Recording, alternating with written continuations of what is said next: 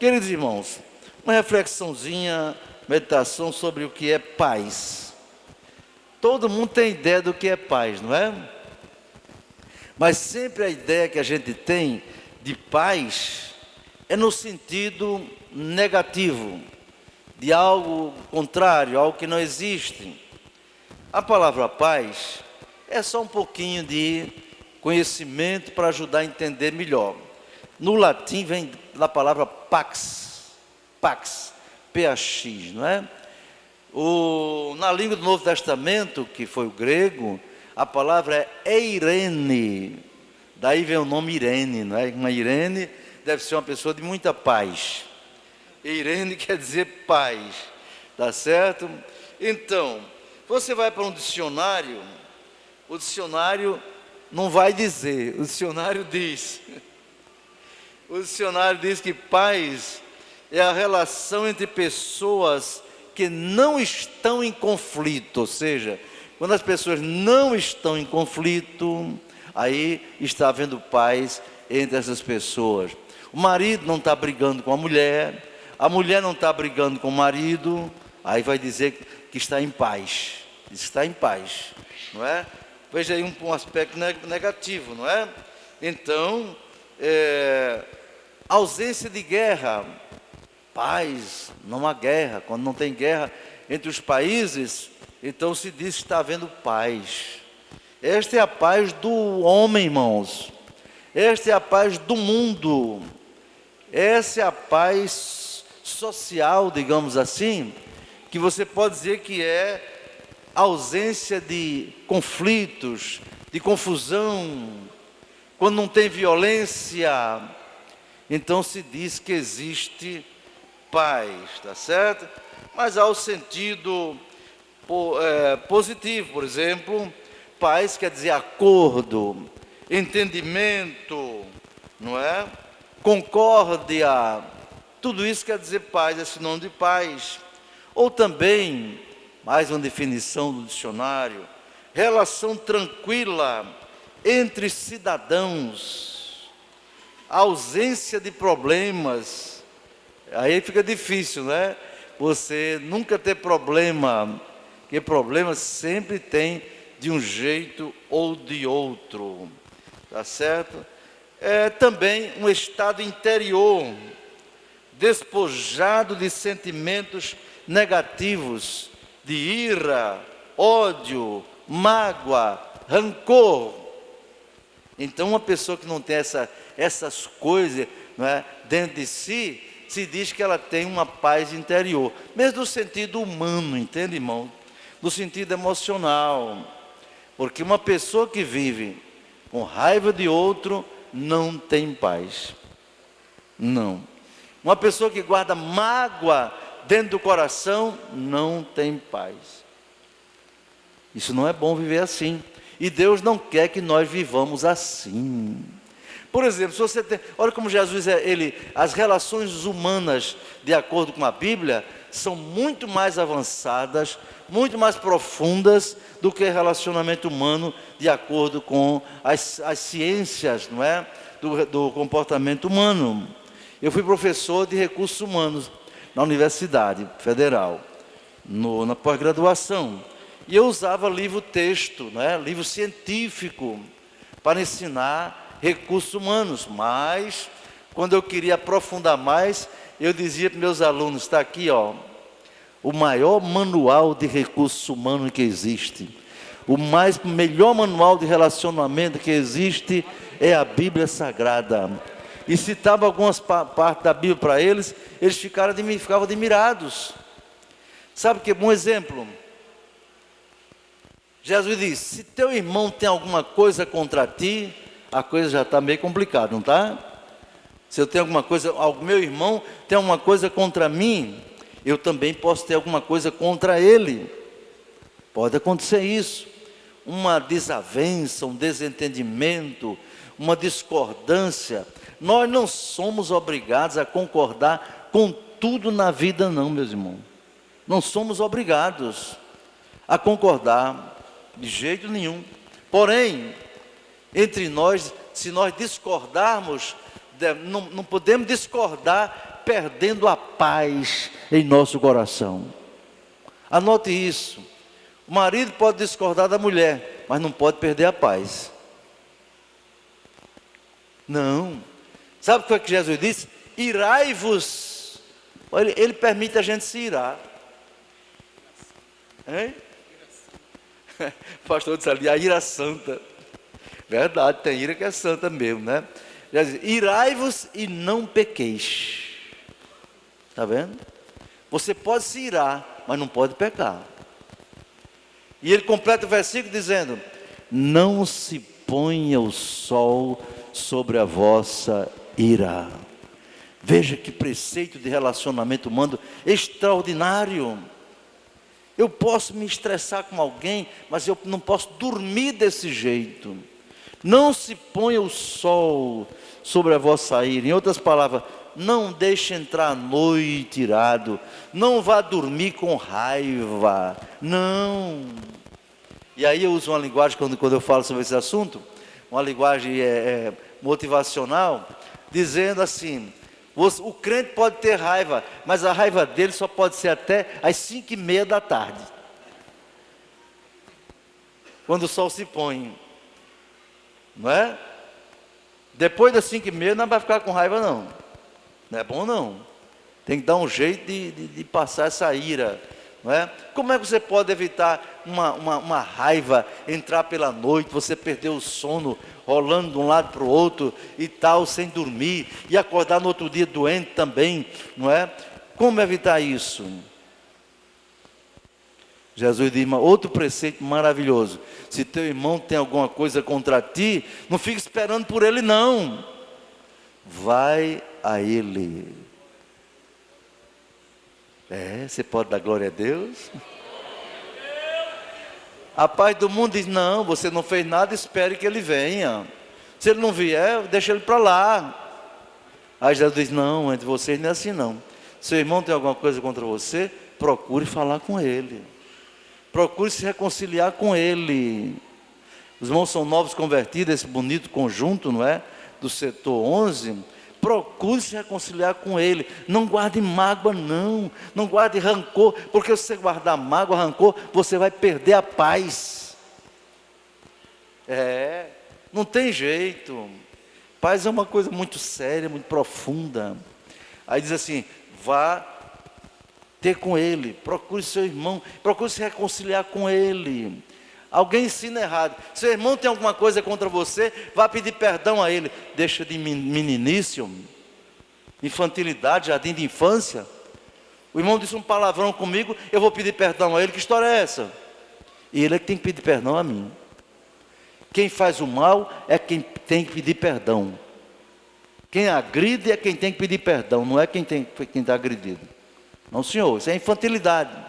Agora, eu tenho que procurar meu irmão que está com raiva de mim, para me reconciliar com ele. Irmão, olha, houve aquele problema, entendeu? Eu não entendi bem, eu entendi, por que você está chateado comigo, não é? Aí você pode dizer para ele, se eu fiz alguma coisa contra você, me esclareça.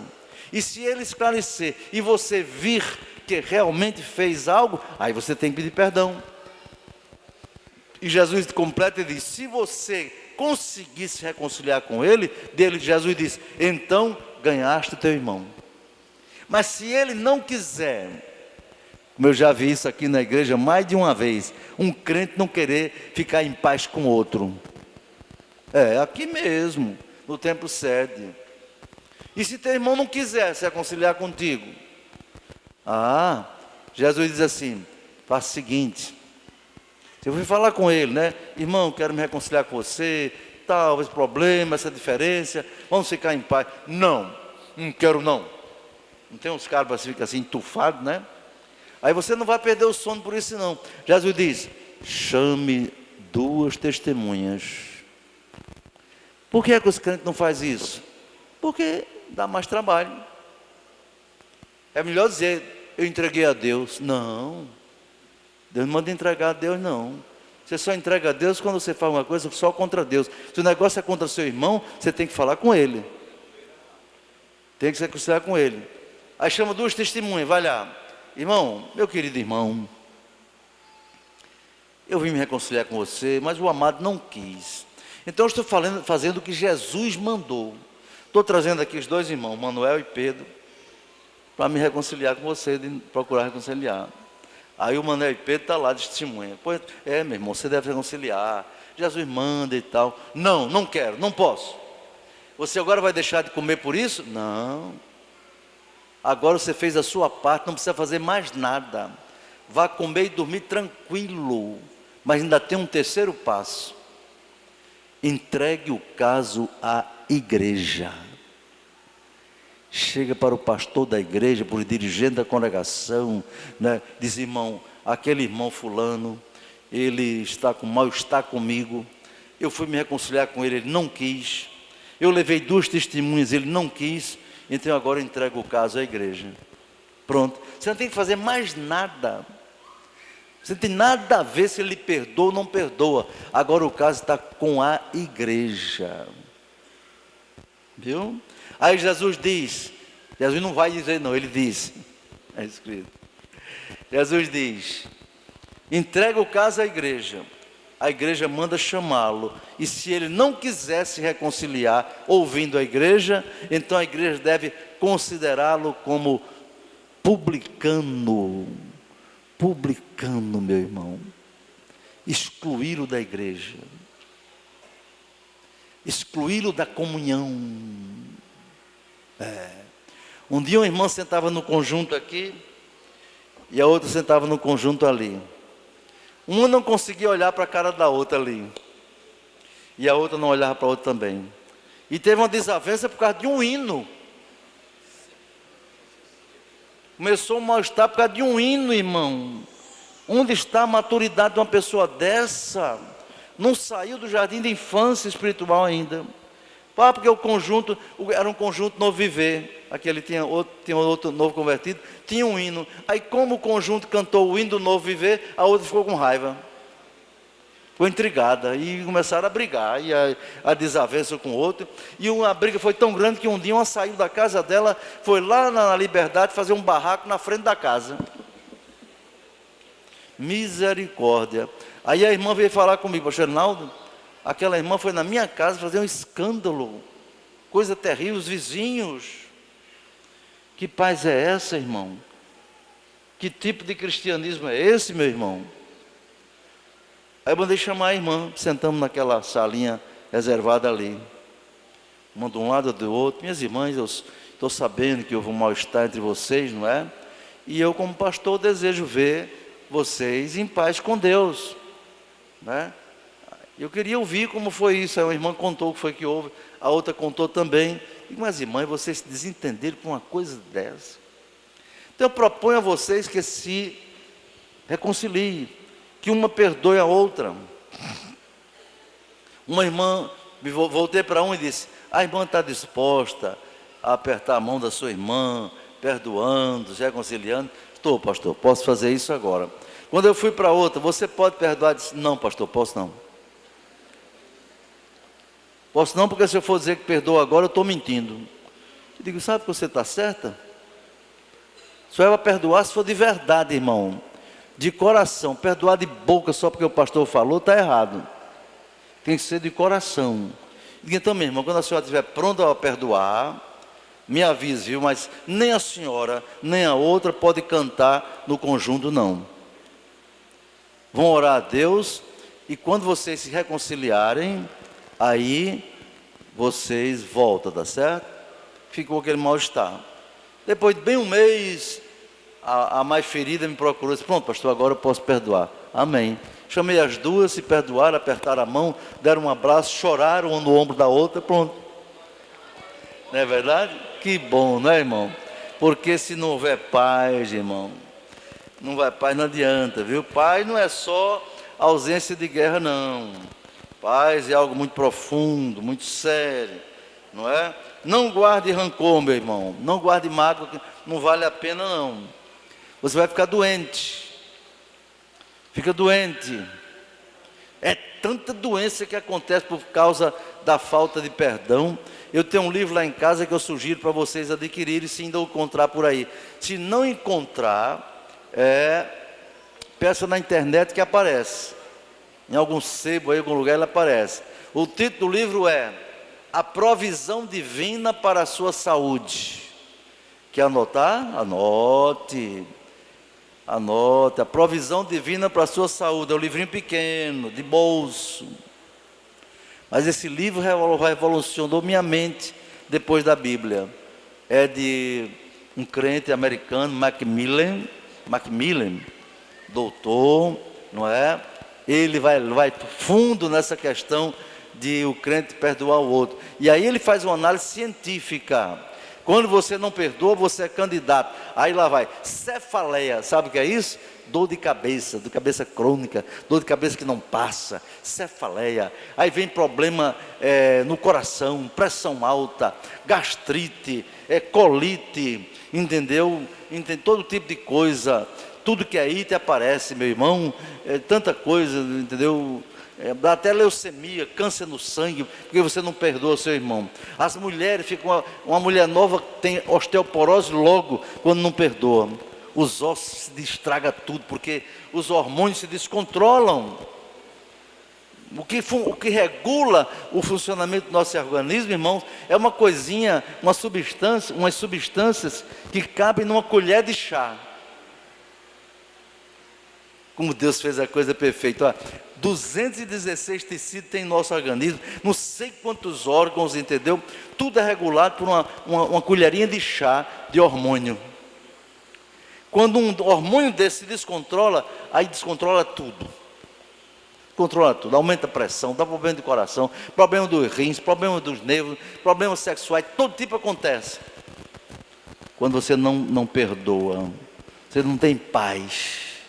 Entendeu? Não tem paz. Isso é muito ruim. Por isso que aqui a palavra está dizendo, e a paz de Deus. Eu falei agora sobre a paz humana. E quando você não tem essa paz, você se descontrola todo. Agora aqui está dizendo, e a paz de Deus, que excede todo entendimento, guardará os vossos corações e os vossos sentimentos em Cristo Jesus. Guardar os corações quer dizer guardará o seu interior. Guardar aqui quer dizer dar equilíbrio, entendeu? Dá equilíbrio, guarda, preserva o seu interior. E o seu interior aqui você pode dizer é a alma, sabe, irmãos? A alma da pessoa interior, o coração é o íntimo da pessoa. Hebreus 4:12 diz que a palavra de Deus, viu? É viva e eficaz, que penetra até a divisão da alma e do espírito, e é apta para discernir os pensamentos e as intenções do coração. E tem mais, ela penetra até as juntas e medulas dos ossos. Olha o efeito da palavra aí. Olha o efeito da palavra. Mas sabe quando é que a palavra faz esse efeito no seu organismo, espírito, alma e corpo? Quando você tem a paz de Deus. A paz de Deus. Não é a paz do homem. A paz de Deus é diferente da paz do homem. A paz do homem, como você viu, é ausência de guerra, ausência de conflito, ausência de confusão, e tal, ausência de problemas, não é? Discórdia, isso é a ausência dessas coisas. Mas a paz de Deus, ela vai além dessas coisas negativas. A paz de Deus, ela excede toda compreensão, excede todo entendimento. Uma pessoa pode ter paz até no meio da tempestade. A pessoa pode ter paz no meio da tempestade. Jesus estava lá no barco com os discípulos, e a Bíblia diz que houve uma grande tempestade, que as águas passavam por cima do barco. Os discípulos ficaram o quê? Apavorados. E Jesus dormia na polpa do barco. Pois essa paz de Jesus é a paz de Deus. Ele pode fazer você descansar na sua vida, mesmo com tempestade. Sabia disso? Pode. É só você procurar exercitar esse relacionamento com Ele. Entendeu? É exercitar esse relacionamento com Ele. Não é? Ter confiança, ter fé. Isso não é fácil, não. A fé você precisa desenvolver. no relacionamento com Deus. Mas por que é que a paz de Deus excede todo entendimento? Primeira coisa, a paz de Deus excede todo entendimento. Primeiro, porque ela é de Deus. Ela provém de Deus. Ela não provém da mente humana, ela não provém de remédio, ela não provém puramente do equilíbrio emocional. Não, ela vem de Deus. A paz de Deus. Por isso que ninguém pode entender. Ela excede todo entendimento. Como por exemplo, já contei aqui, uma irmã estava com câncer num hospital. E a medicina já tinha dado o diagnóstico, não é, final.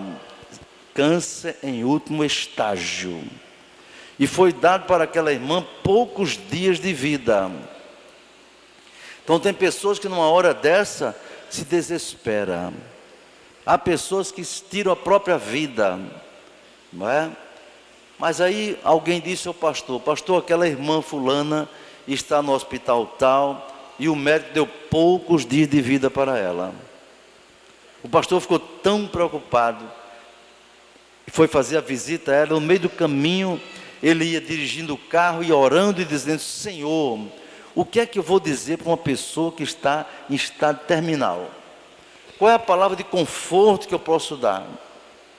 Dizer que ela vai para o céu, dizer que em breve estará contigo. Tudo isso ele foi arquitetando, pensando como passar uma palavra pastoral de conforto para uma irmã que estava moribunda à beira da morte. Mas qual não foi a sua surpresa? Ele muito preocupado, ele muito tenso, não é? Chegou na enfermaria ou lá no quarto onde a irmã estava, não é? E abriu a porta calmamente, olhando para ver como a irmã estava. E quando entrou, viu a irmã deitada no leito, mas um semblante muito tranquilo, muito sereno. E ela se virou para ele e deu um sorriso bem tranquilo. E disse: meu Deus, eu esperava encontrar uma irmã gritando, chorando, e o semblante dela está tão tranquilo. Que é isso? Como pode?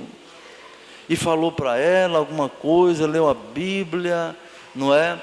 Quando ele perguntou a ela: irmã, então a senhora está se sentindo assim? A senhora está tranquila, não é? Ela disse: sim, pastor, as dores são muitas, mas a alegria é maior, porque eu sinto que estou perto de me encontrar com meu querido Jesus. Ele que pensou em levar o conforto, foi quem saiu dali confortado. Porque aquela serva de Deus estava experimentando a paz de Deus que excede todo entendimento.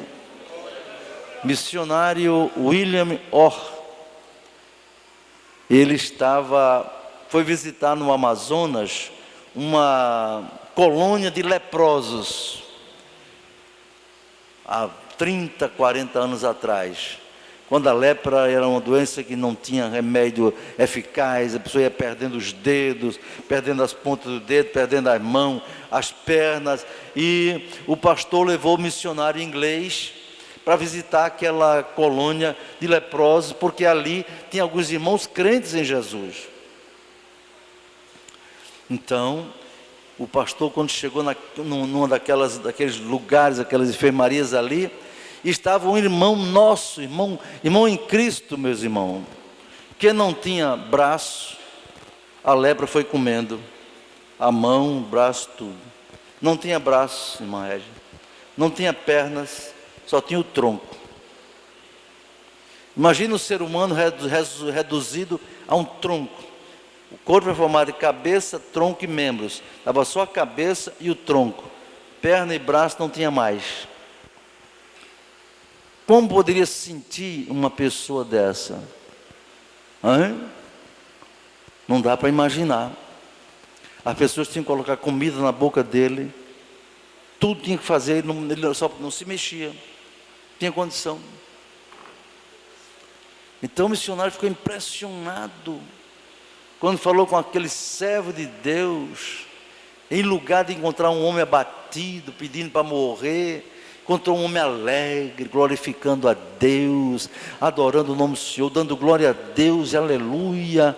O missionário ficou admirado: como é que pode, meu Deus, tanta gente na igreja se lastimando, pessoas com saúde, com seus corpo completo, e gente murmurando na igreja, não é verdade? Murmurando, reclamando da vida, reclamando de pastor de igreja, e esse irmão aqui reduzido a um resto de corpo humano, ele alegre. E aquele irmãozinho disse para ele: missionário, eu estou tão feliz, porque estou esperando me encontrar com Jesus. E sabe qual é a minha maior, ele diz, sabe qual é a minha maior alegria? Que quando eu ressuscitar, eu vou ser sepultado desse jeito, mas quando eu ressuscitar, vou ressuscitar num corpo glorioso, perfeito. Não é assim sem braço não, vai ser um corpo espiritual perfeito, como diz Paulo a 1 Coríntios, não é? Sepulte-se um corpo em ignomínia, em corrupção, mas ressuscitará um corpo em glória, de glória ao nome de Jesus. Aquele doente tem essa paz de Deus que excede a todo entendimento, de glória a Jesus. Então, porque é de Deus, provém de Deus, meus irmãos. Leia a Bíblia em Isaías, capítulo 9, versículo 6, tem outra resposta. Por que essa paz excede todo entendimento? Aleluia! Isaías, capítulo 6, você vai ler comigo. Aliás, capítulo 9, versículo 6. É bem conhecido, mas vamos ler. Isaías 9, 6. Quando eu disser 2, a gente lê todo mundo junto, tá certo? Isaías 9, 6. 1, 2. Porque um menino nos nasceu, um filho se nos deu, e o principado está sobre seus ombros, e o seu nome será Maravilhoso, Conselheiro, Deus Forte, Pai da Eternidade, Príncipe da Paz. Dê glória a Deus, meu irmão. Então, essa paz excede todo o entendimento, porque ela provém de Deus, ela provém do príncipe da paz. O mundo não tem paz, sabe por que o mundo não tem paz? O Brasil não tem paz, Estados Unidos tem paz, Europa não tem paz, é uma confusão o tempo todo, é guerra para todo lado. Quando não é guerra de canhão, é guerra da violência. O Brasil está numa guerra terrível, irmão. Parece que não está, mas estamos numa guerra. 65 mil pessoas assassinadas por ano. Isso é mais do que a guerra do Vietnã. Isso é mais do que a guerra do Iraque. Isso é uma guerra terrível. E lamentavelmente a nossa capital, Natal, e a área metropolitana é a 4ª região mais violenta do mundo. Isso é guerra. Mas sabe por que isso? Porque não querem dar lugar ao príncipe da paz. O príncipe da paz é Jesus. Não querem. O Brasil, na sua maioria, não quer saber de Deus, não quer saber de Jesus, não é? Governos materialistas, governos comunistas, levaram o povo cada vez mais para longe de Deus, para a prática de coisas abomináveis. Queridos irmãos, Deus não está satisfeito nada com essa situação, sabe, irmãos? E alguém às vezes até quer culpar a igreja. Eu já vi pastor dizer, o Brasil tem 30% de evangélicos, mas não sei o que é que os evangélicos estão fazendo, que é tanta violência. E eu pergunto, e a culpa é da igreja? Quem foi que disse, onde é que você pode provar isso, que a culpa é da igreja? Parnamirim está violenta, a culpa é da Assembleia de Deus, das igrejas evangélicas. Onde isso? Jamais. Pelo contrário, imagine se não fosse a igreja. Imagine se não fosse a igreja pregando o evangelho. Irmão, esses 13 mil membros da Assembleia de Deus em Parnamirim, no meio deles tem gente que foi tirada das drogas, foi tirada da marginalidade, era ladrão e agora está aqui, era criminoso e está aqui, porque Jesus tirou, foi o poder do Evangelho. Então, nenhuma instituição tira mais pessoas das drogas, da prostituição, da violência, do que a igreja de nosso Senhor e Salvador Jesus Cristo. Com todos os seus problemas, seus defeitos, é a igreja que mais resgata vidas, não é? Promove a paz social, não é? É a igreja do nosso Senhor Jesus Cristo. Por quê? A igreja, ela tem como seu líder Jesus, o príncipe da paz. Louvado seja o nome do Senhor, não é? O príncipe da paz. Vamos ler lá em Juízes capítulo 6, versículo 24. Lá, Juízes é lá depois de Josué, ali pertinho, bem perto mesmo. Juízes capítulo 6, versículo 24. Glória a Deus. Onde é que está aqui? Capítulo 6, versículo 24. Vamos lá, 1, 2. Então Gideão edificou ali um altar ao Senhor e lhe chamou: o Senhor é paz. E no hebraico ele chamou Jeová Shalom. Jeová Shalom, o Senhor é paz. Então essa paz que excede todo entendimento, ela é por quê? Porque ela vem de Deus, primeiramente. Ela vem do príncipe da paz, porque o nome desse Senhor é Jeová Shalom, o Senhor é paz. Dê glória a Deus por isso, meu irmão. E também, vamos ler a palavra de Deus em Isaías 32, 18. Antigo Testamento, Isaías, capítulo 32, versículo 18. Glória a Deus. 18. Pode ler comigo? Diz aqui a palavra, o 17, né? O 17 e 18. Isaías 32, 17. 1, 2. E o efeito da justiça será paz, e a operação da justiça repouso e segurança para sempre. E o meu povo habitará em moradas de paz, e em moradas de bem, seguras, e em lugares quietos de descanso. Dê glória a Deus por isso. Isso é promessa de Deus, para quem confia no príncipe da paz, quem é dirigido por Deus, não é? Salmo 33, versículo 12 diz: bem-aventurada é a nação cujo Deus é o Senhor, e o povo que ele escolheu por sua herança. Existe essa nação no mundo? Não, não tem. Israel também não. Israel tem as promessas de Deus. Desde que ele deu as costas para o Messias, ele tem só vivido em conflitos e em guerras. Mas no dia em que Jesus vier buscar a sua igreja e levar para o céu, para as bodas do Cordeiro, e depois voltar para reinar aqui na terra, então essa palavra de Isaías aqui se cumprirá, porque o príncipe da paz é quem vai governar o mundo. Todas as nações terão que submeter ao governo de Cristo, Rei dos reis e Senhor dos senhores. Dê glória a Deus por isto. Então, o fruto da paz, da justiça é paz, Jeová Shalom, não é?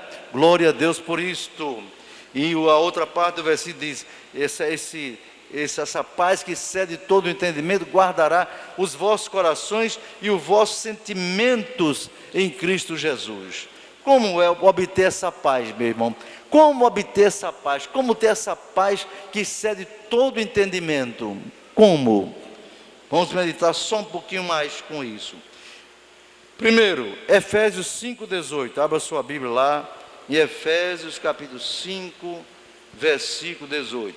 Efésios é depois de Romanos, Coríntios, Gálatas, etc. 5,18. Efésios 5,18 diz assim: 1, 2. E não vos embriagueis com vinho em que há contenda, mas enchei-vos do Espírito. Encher do Espírito quer dizer se encher do Espírito Santo, irmão. Crente cheio do Espírito Santo não briga,